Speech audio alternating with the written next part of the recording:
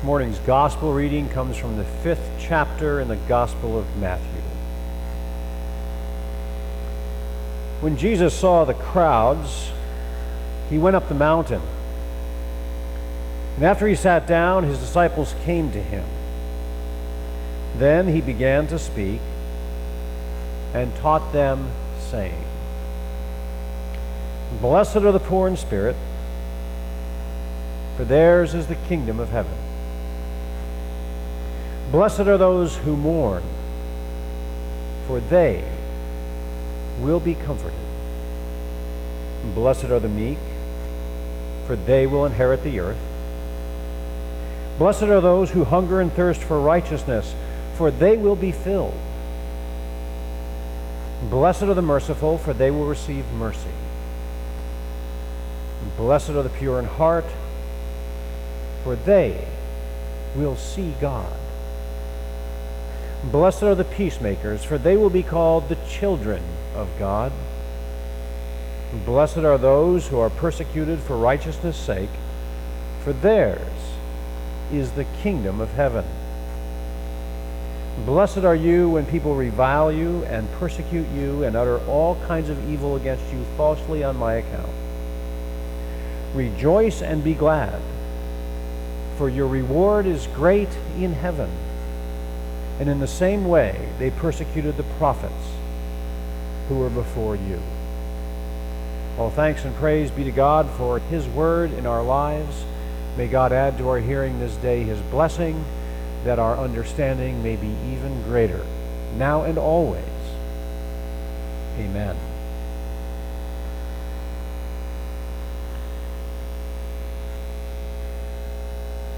Last Sunday morning at 4:30 a.m., right outside in the parking lot, 8 of us piled into a big white van.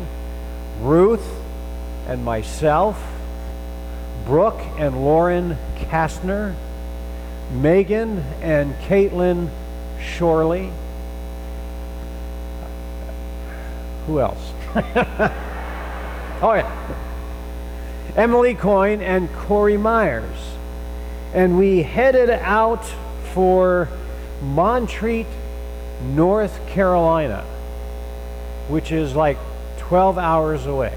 And we had to get there by late Sunday afternoon. And Montreat is not only a town, it is a Presbyterian college, and it is also one of the major Presbyterian Church USA conference centers in our country, and it sits on the side of Lookout Mountain. Now, Lookout Mountain isn't as high as this one, but let me tell you, the place where we were staying was a continual walk uphill all week long, and the first couple days going up that hill back to our inn, Ruth and I were huffing and puffing so that we knew we were on a mountain.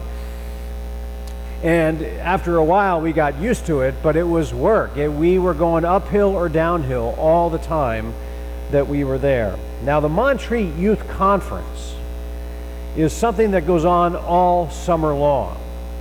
And it is 6 weeks in the summer of gatherings of youth of somewhere in the neighborhood of 1,000 youth every week. Presbyterian youth from all over the United States, mostly from the east side of the Mississippi, up and down the coast and all over. But a lot of young people go to the Montreat Conference. So the 8 of us went, but there were actually 10 of us from Covenant, because when we arrived, Eric and Alana Nance were already there because they had done week 1 of Montreat, because Eric and Alana were part of the music team at Montreat, and their responsibility was to lead everything musical for the entire week, and they did Covenant Presbyterian Church. Very proud. And we who were there participating in what they offered really felt, we bragged to everybody we knew. And there were over 1,000 kids there. We bragged to everybody that these folks were from our church. Now, Montreat Youth Conference, if for me to describe it best, is like a big, huge vacation Bible school for bigger kids. We sing songs, we do energizers, we do crafts, we meet in small groups and talk about Bible, and it's just like that. Just like what we're going to do this week here at Covenant, but much bigger. And you do it with a whole bunch of strangers, and they divide you up into small groups. Imagine 1,000 kids divided up into small groups of 30 all over the campus in different rooms, talking about this stuff, and it's all random so that the small group you get assigned to, and adult leaders get assigned as well, the small group you get assigned to is full of people you don't know. And someone has volunteered to be the small group leader, an adult, for the entire week or for 2 weeks or for more weeks throughout the summer, and they are gifted, wonderful folks.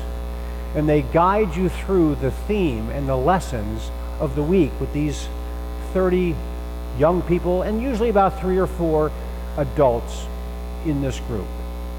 And when you first come in, you're strangers to each other.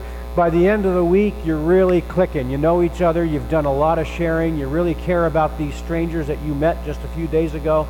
And on the last day, before we part company for good, what they do is you each have a piece of paper or a card or a book or something, and you put your name on it, and then you pass it around, and we spend a half hour or so. Everybody's passing around, and when you get it, you see whose name's on it, then you look at that person, and then you write an affirmation. So by the time it gets all the way around the circle, you got 30-some affirmations in this little booklet that you're going to take home with you. And you read them, and they're very uplifting.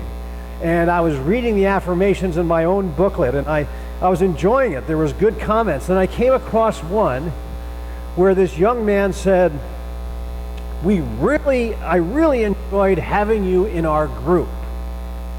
You're just like a cool grandpa.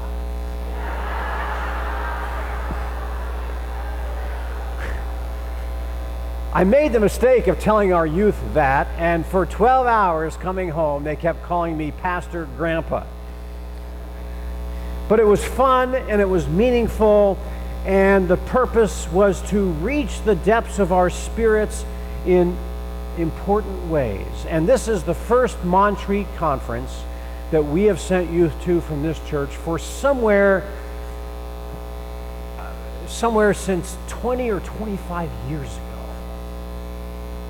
And now these youth have gone, and they had a great experience, and now the narrative will be passed down to those who are younger than they, so that in fact we will renew the tradition of young people in the life of Covenant Presbyterian Church, sending youth to our premier annual Presbyterian conference. And I want to thank Eric and Alana for their leadership in getting us back on track and being part of this great event. And I'd like to thank the youth, I'd like to thank the parents for the possibility of being able to go and be part. Once again, I was there for 10 years in a row back in my Palm Coast days. This is the first time back after about 5 years of not going, and it's everything that I always remembered it to be, and I'm thankful to God for having the ability to go. So we went up this mountain to connect with Presbyterian youth from all over the country. And what I found were faithful and thoughtful Presbyterian young people who are not afraid to ask and wrestle with the toughest faith questions in life. And you know, after doing that with them for a week, I feel confident about our Presbyterian Church USA and the decades to come. I feel confident about these young adults stepping up and taking the reins of leadership in this church soon to come, because they'll be taking the reins from people like me, people like many of you, and they are deep thinkers, and they are doing everything in their power to plumb the depths of what their faith means. And that is so exciting to watch, especially when you're surrounded by 1,000 or more of them at the same time. In Matthew today, we hear about Jesus going up a mountain. It wasn't a mountain like this, and it wasn't even a mountain like Lookout Mountain in North Carolina. If you go to Galilee and you see where it is, it's just a hill. It's just a hill that overlooks the Sea of Galilee, beautiful nonetheless. But it's just a big hill. But his Beatitudes begin what's called the Sermon on the Mount. Matthew is deliberate about telling us that Jesus went up on a mountain, even though he knew it wasn't really a mountain, but he wanted to draw a parallel. Matthew, being a Jew himself and knowing the tradition of his faith, he wanted listeners of his gospel to hear this story about Jesus going up on this mountain, and he wanted his audience to see Moses going up and coming back down Sinai. He wanted them to remember that faith tradition from of old when he tells the story of Jesus teaching the Beatitudes and the Sermon on the Mount. And the reason is not just because he wanted the people to think about Jesus like they thought about Moses, but he also wanted them to realize that this Jesus was setting forth a new kind of law. Not that he was devaluing the Ten Commandments or what Moses brought to the people down below Sinai, but that Jesus was bringing new understanding.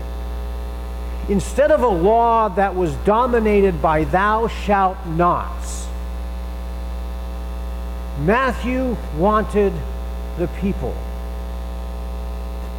to hear important laws coming from Jesus from the mountain that were dominated by blessed are you. That's quite a change. It's a new thing. Going from thou shalt nots dominating your faith to blessed are you. And the blessed are yous were mostly, in this particular sermon, reserved for those who were damaged by life, those who were struggling, those who were not at the top of the power grid, those who never had any dreams that they'd ever be powerful or wealthy, or perhaps even in some semblance of control in their lives. And this was the new kind of gospel that Jesus wanted to bring. This was the new law. It was the same law, just said differently. It was a law just like the Ten Commandments that was about us internalizing what it means to live by the grace of God alone and not let this world dominate our thoughts, our feelings, or our actions. To know that whatever it is we face, whatever struggles we may have, indeed, God is with us and God is blessing us. You know, in a society where well over 60% of families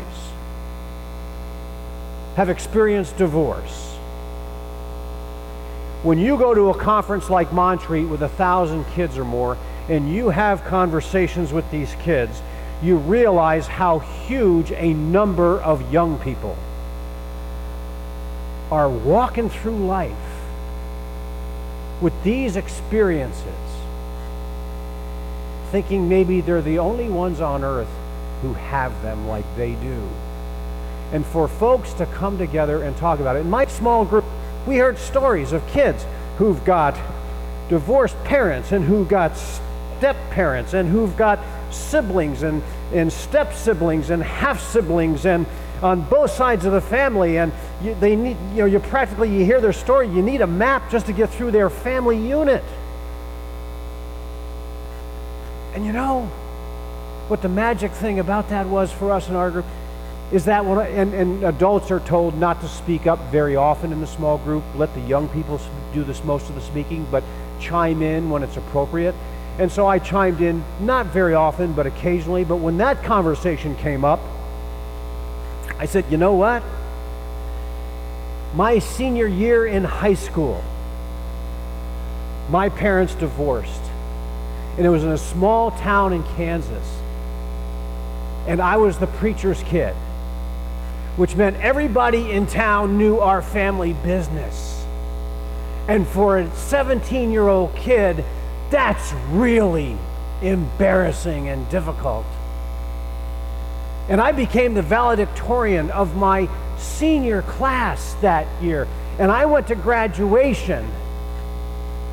And my mother was sitting on one side of the auditorium, and my father was sitting on the other side of the auditorium in a town where everybody knew what just happened. And I was to give the valedictorian speech at my graduation, and how great an event that is. And I told these kids, and the only thing that ran through my head before I stepped up and gave that speech, looking at my mother over there and my father over there, the only thought in this big moment of my life, I said to myself, this really sucks. Those kids connected. They realized they're not alone in that journey with each other or even with the adults.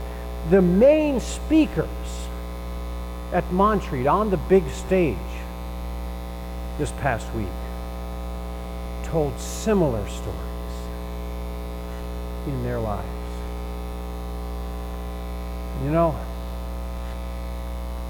That's what happens when you go up the mountain and you listen for what Jesus has to say when he says, "Blessed are you